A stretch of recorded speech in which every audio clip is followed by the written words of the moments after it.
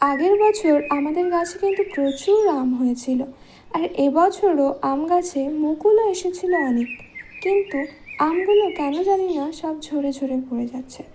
আর সেই ছোটো ছোটো আমগুলো সবে মাত্র খাওয়ার উপযুক্ত হয়েছে বোধহয়, সেগুলোকে নিয়ে এসেই আমার সেই বোন ও একা একাই এগুলোকে মাখা করে খেয়ে নিচ্ছে। আর এদিনও আমি বাড়িতে ছিলাম না, আমি বাড়িতে আসার আগেই বেশ কয়েকটা ভিডিও কিন্তু সে একা একাই করে ফেলেছে।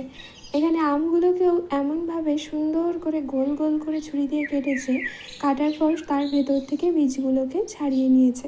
আর সেটা ছাড়িয়ে নেওয়ার পরই তাতে দিয়ে দিয়েছে সামান্য পরিমাণে লবণ, লঙ্কার গুঁড়ো আর বেশ কিছুটা কাসুন্দি, আর সেটা দিয়ে মিশিয়ে নিয়েছে। আমি বাড়িতে না থাকলেও কী হবে, সে কিন্তু আমাকে ছবি পাঠাতে বলেনি।